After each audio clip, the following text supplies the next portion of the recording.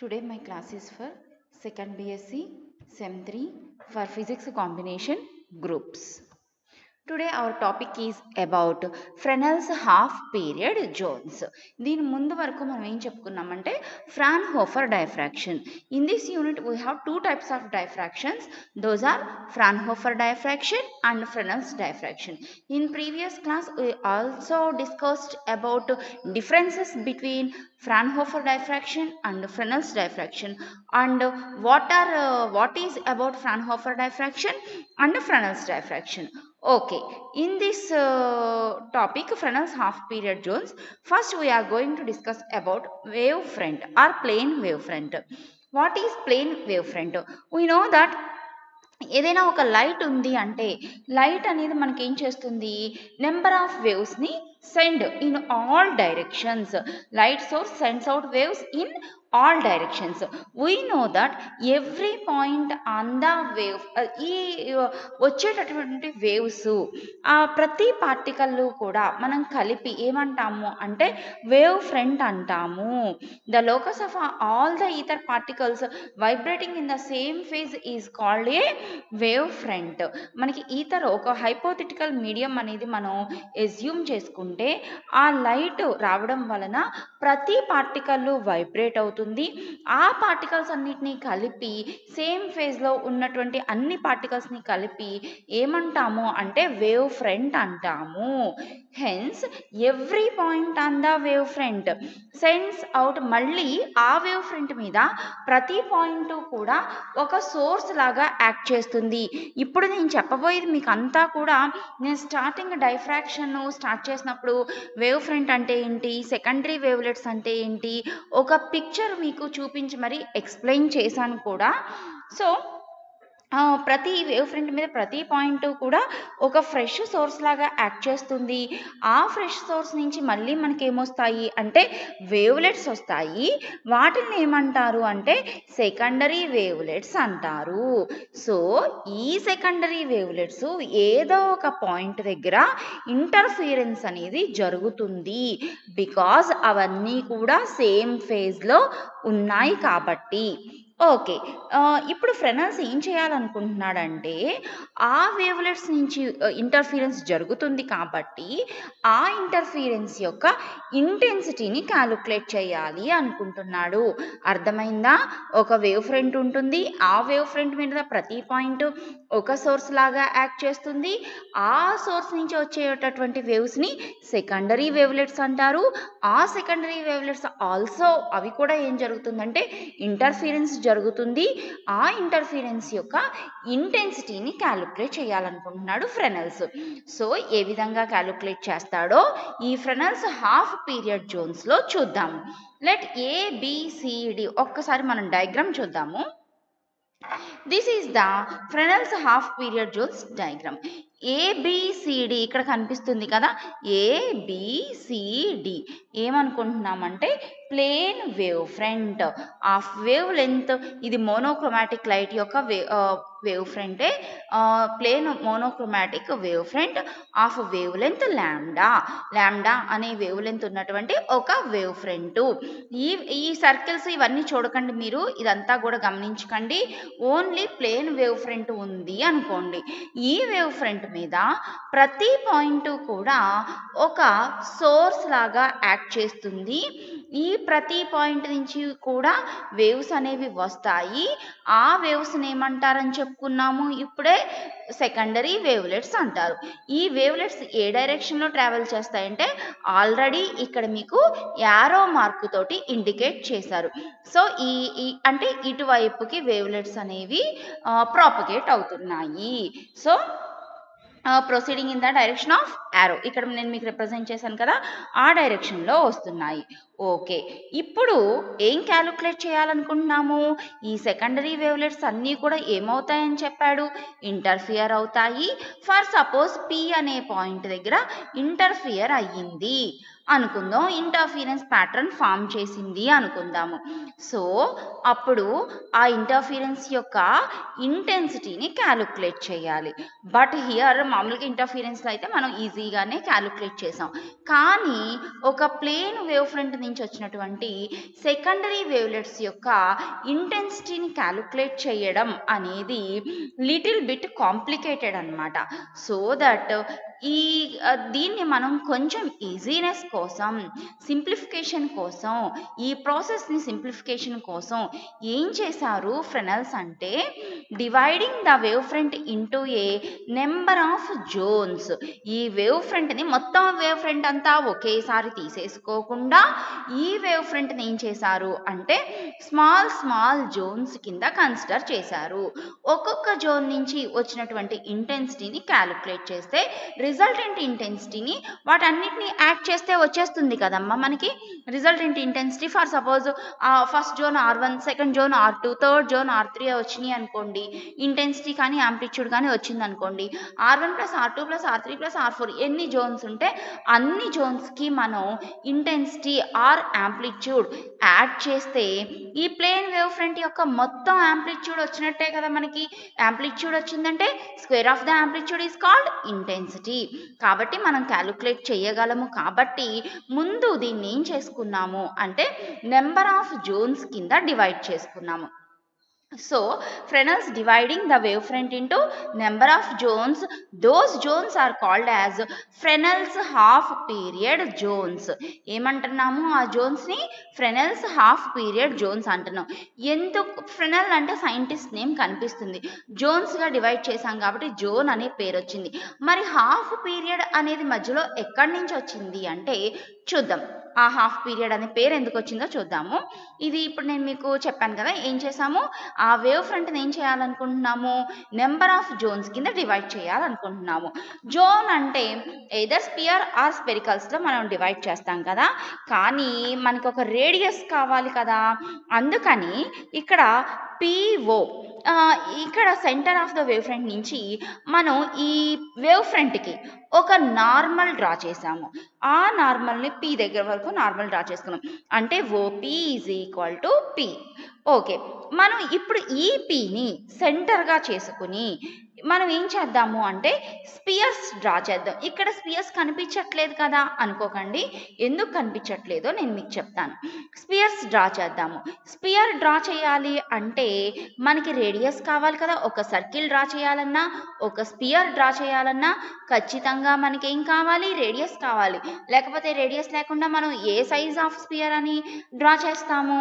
కాబట్టి ఎంత రేడియస్ ఉన్నా మనం స్పియర్స్ డ్రా చేస్తున్నాము అంటే ఫస్ట్ది OP = ఇక్కడ λ/2 అనే డిస్టెన్స్.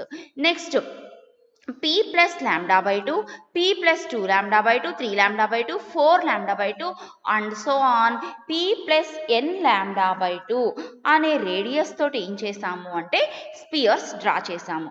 ఆ స్పియర్స్ అన్నీ కూడా ఈ ABCD అనే వేవ్ ఫ్రంట్ని ఏ విధంగా కట్ అయిపోయినాయి అంటే ఇక్కడ నుంచి మనం డ్రా చేసినప్పుడు ఈ వేవ్ ఫ్రంట్ మీదకే కదా వస్తాయి. ఆ వేవ్ ఫ్రంట్ మీద ఆ స్పియర్స్ అన్నీ కూడా the plane wave front ABCD cut these spheres into concentric circles with radius OM1, OM2, OM3, OM4 and so on OMN అనే రేడియస్ తోటి ఇక్కడ అవి సర్కిల్స్గా ఫామ్ అయినాయి అన్నమాట. సో సర్కిల్స్ యొక్క రేడియస్ ఎంత అంటే OM1, OM2, OM3, OM4, OMN and so on. Okay, ఇక్కడ స్పియర్స్ యొక్క radius P + λ/2, 2 λ/2, 3 λ/2, 4 λ/2 and so on n λ/2. Circles యొక్క రేడియస్ మాత్రం OM1, OM2, OM3, OM4 and so on OMN.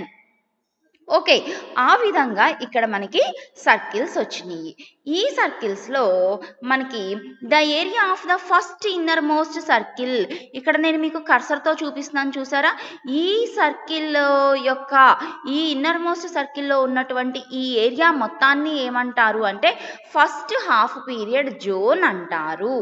మరి area of the first innermost circle is called first half period zone.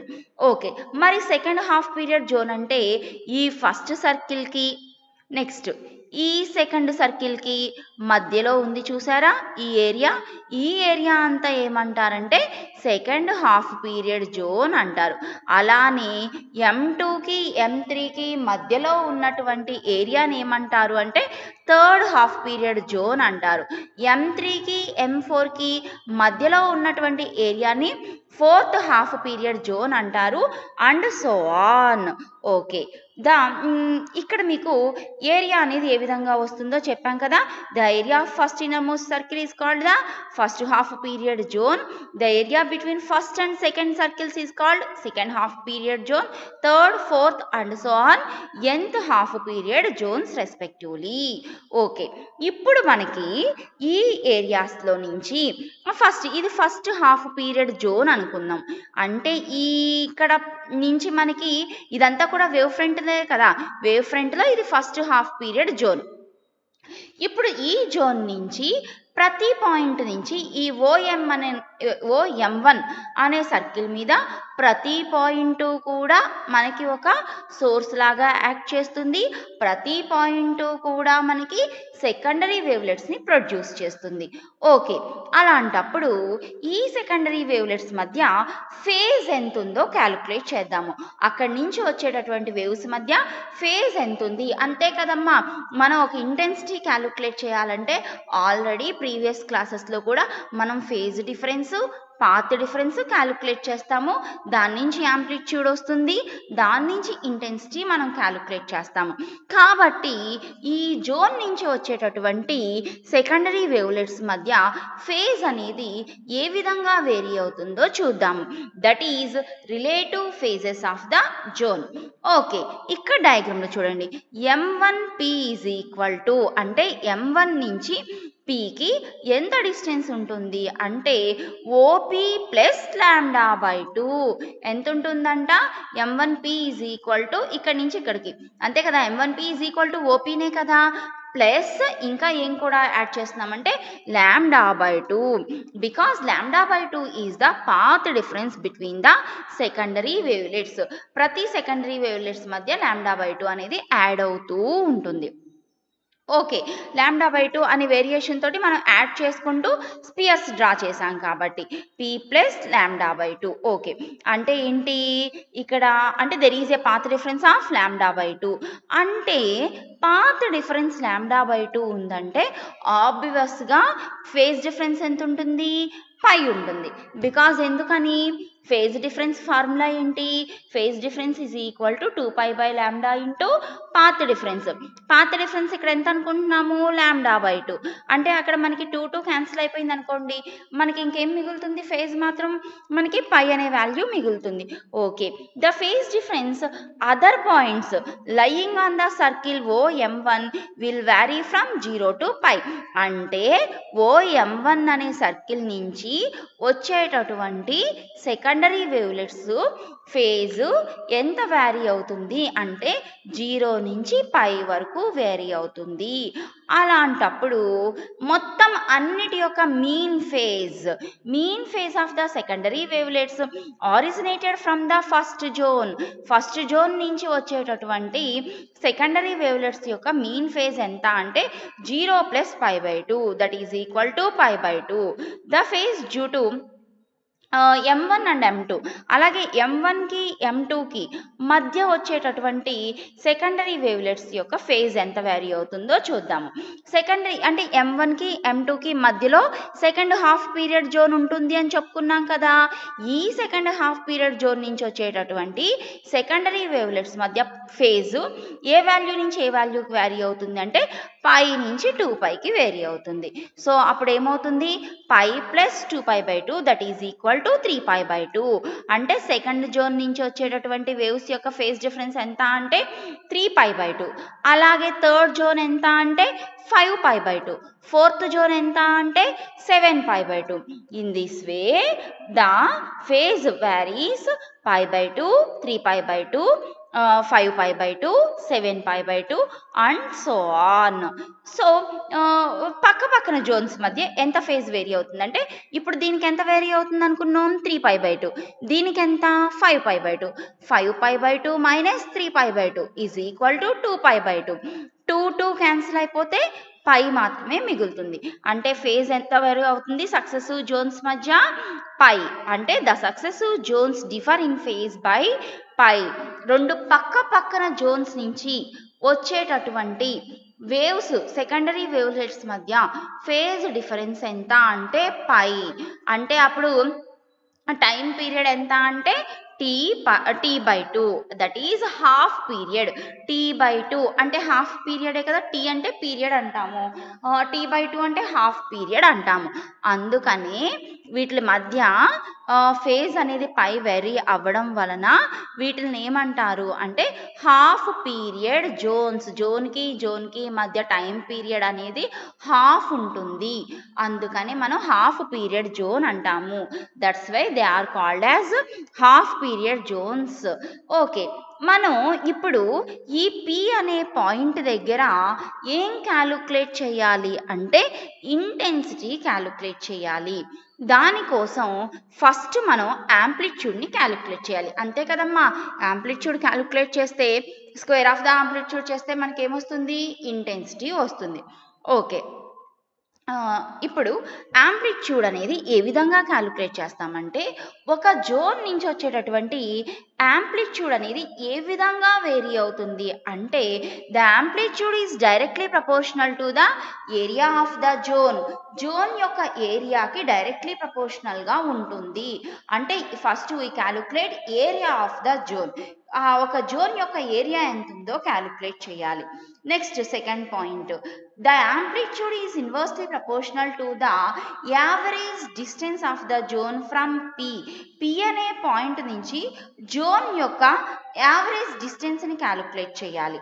Next, it is directly proportional to the F of theta N, where F of theta N is the obliquity factor. ఇది మనకి ఆబ్లిక్విటీ factor ఏ విధంగా ఉంటుందో చూద్దాం. First అంటే మనం ఏమేం calculate చేయాలి? Area calculate చేయాలి, యావరేజ్ డిస్టెన్స్ క్యాలిక్యులేట్ చేయాలి, obliquity factor F of theta ఎన్నే రాస్తాము. ఓకే, ఫస్ట్ ఏరియాని క్యాలిక్యులేట్ చేద్దాము. Area of the first half period zone. The area of the first half period zone pi into డయాగ్రామ్లో చూడండి. Area అంటే ఏ విధంగా వస్తుందంటే అకార్డింగ్ టు పైథాగరస్ థీరం దీన్ని మనం ఒక ట్రయాంగిల్గా కన్సిడర్ చేసుకుంటే పైథాగరస్ థీరం ప్రకారం ఏం రాసుకుంటాం అంటే pi into OM1 whole square is equal to pi ఎందుకు రాస్తున్నాము అంటే జోన్స్ మధ్య ఫేజ్ డిఫరెన్స్ పై ఉంది కాబట్టి పై యాడ్ చేస్తున్నాము.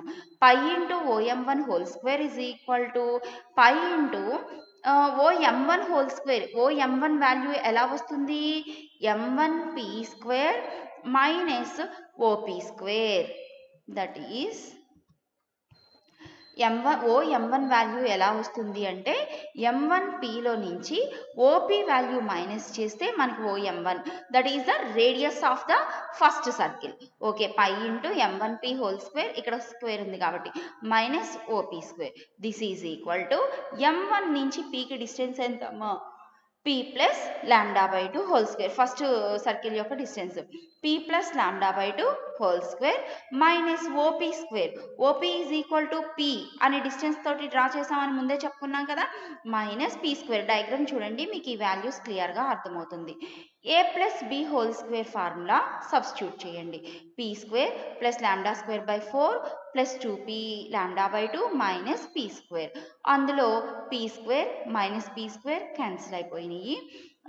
నెక్స్ట్ మనకి ఇక్కడ 2p λ/2 2 క్యాన్సిల్ అయిపోయి p λ ఉంది, ప్లస్ λ²/4.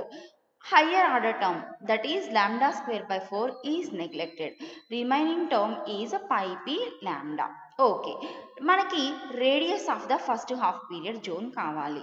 OM1 అనేది రేడియస్సే కదా, స్క్వేర్ అక్కర్లేదు, OM1 ఉంటే చాలు మనకి. The radius OM1 is equal to square root of p లాండా. పై ఏమైపోయిందంటే left side right side both sides కూడా క్యాన్సిల్ అయిపోతే ఓన్లీ మనకి radius OM1 is equal to p లాండా. సిమిలర్గా OM2 యొక్క రేడియస్ కూడా క్యాలిక్యులేట్ చేద్దాం. OM2 ఇక్కడ కూడా స్క్వేర్ ఉంటుందమ్మా. The radius of the OM2 is equal to M2P whole square minus OP square. అంటే ఇక్కడ స్క్వేర్ రాయకుండా ఇటువైపు స్క్వేర్ రూట్ తీసుకొచ్చారు. ఇక్కడ లాస్ట్లో రాసాము స్క్వేర్ రూట్, ఇక్కడ ముందే రాసాము స్క్వేర్ రూట్ అనేది. ఓకే, M2P యొక్క డిస్టెన్స్ ఎంతమ్మా? P plus 2λ/2. డయాగ్రామ్లో చూడండి, P ప్లస్ 2λ/2 ఉంటుంది. 2 క్యాన్సిల్ అయిపోతే P ప్లస్ లాంబ్డానే కదా ఉండేది. P plus lambda whole square minus P square. Okay, ఇక్కడ కూడా A ప్లస్ B ఫార్ములా రాసాము. P square gets cancel, 2P lambda plus lambda square ఉంటుంది. లాంబ్డా స్క్వేర్ హయ్యర్ ఆర్డర్ టర్మ్ని నెగ్లెక్ట్ చేసాము. సో ఓన్లీ ఏముంది రేడియస్ అంటే 2P lambda. Okay, this is the radius of the first half period zone pi P lambda. Next radius of the second half period zone 2P lambda. ఇక్కడ P lambda, ఇక్కడ 2P lambda, పై లేకపోతే. Okay, area అంటే ఏం చెప్పాము? రెండిటికి మధ్యలో ఉన్నది. First half period జోన్కి సెకండ్ హాఫ్ పీరియడ్ జోన్కి రెండిటికి మధ్యలో ఉన్నదాన్ని area of the second half period zone అంటారు అని చెప్పుకున్నాము. కాబట్టి ఈ రెండింటిని మనం ఏం చేయాలి? మైనస్ చేయాలి. This is equal to pi into OM2 whole square minus OM1 whole square. OM2 square అంటే 2P lambda minus OM1 square అంటే P lambda. This is equal to pi P lambda. అంటే area of the second half period zone ఎంత? Pi P lambda. Pi అనేది ఏ successive zone తీసుకున్నా phase difference pi ఏ ఉంటుంది.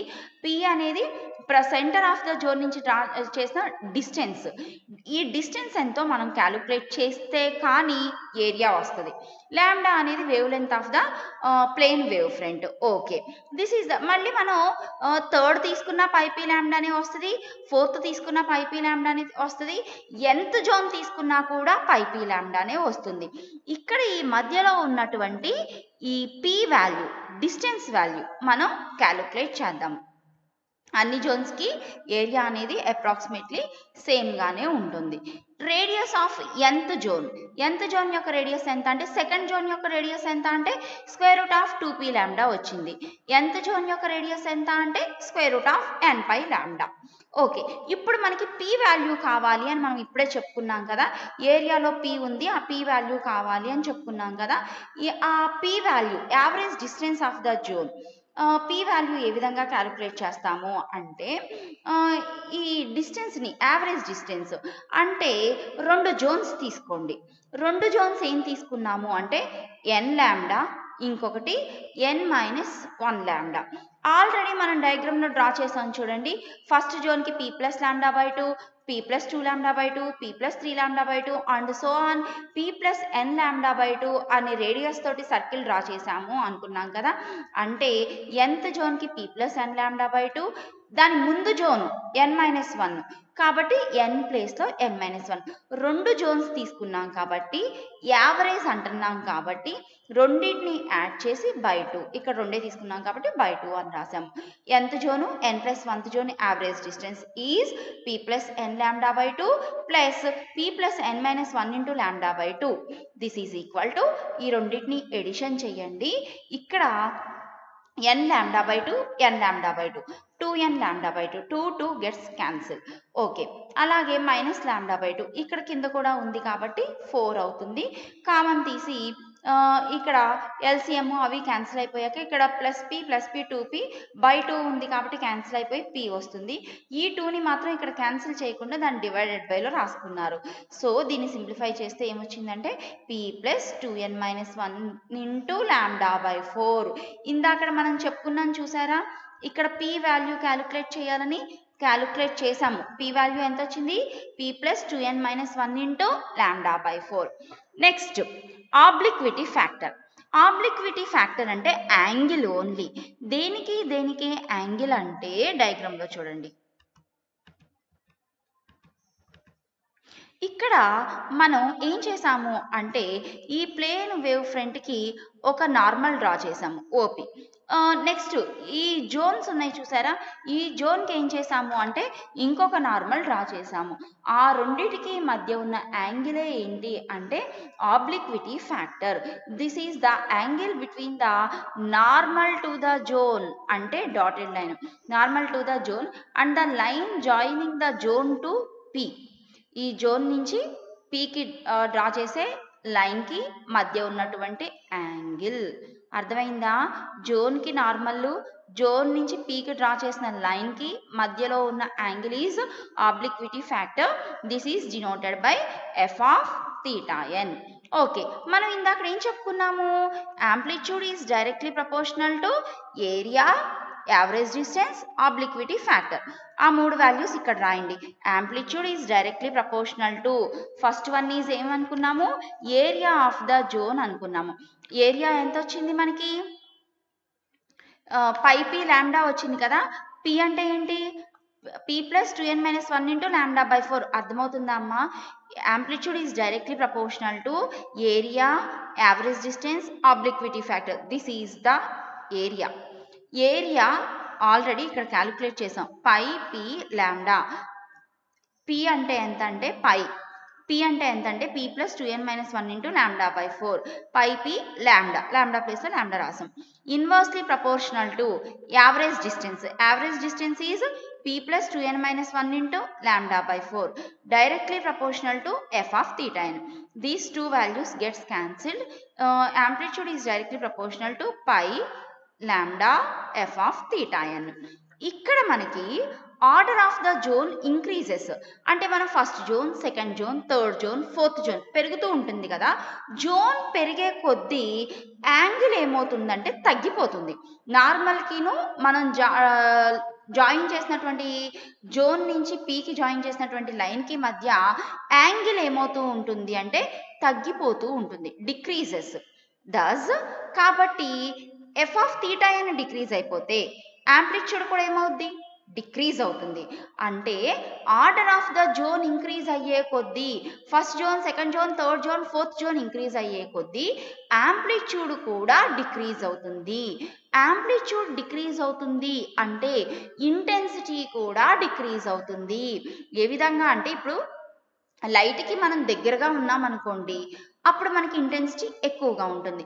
Light నుంచి మన యొక్క డిస్టెన్స్ పెరుగుతూ ఉంటే ఇంటెన్సిటీ ఏమవుతుంది? గ్రాడ్యువల్గా డిక్రీజ్ అయిపోతుంది. ఇక్కడ కూడా సెంటర్ నుంచి order of the zone increase అవుతున్న కొద్దీ యాంప్లిట్యూడ్ డిక్రీజెస్. ఆంప్లిట్యూడ్ డిక్రీజ్ అయ్యింది అంటే ఆబ్వియస్గా ఇంటెన్సిటీ కూడా ఏమవుతుందంటే డిక్రీజ్ అవుతుంది. సో ఎందుకు డిక్రీజ్ అవుతుందంటే యాంగిల్ డిక్రీజ్ అవుతుంది కాబట్టి యాంప్లిట్యూడ్ డిక్రీజ్ అవుతుంది కాబట్టి ఇంటెన్సిటీ కూడా decreases. This is about Fresnel's half period zones. Thank you girls.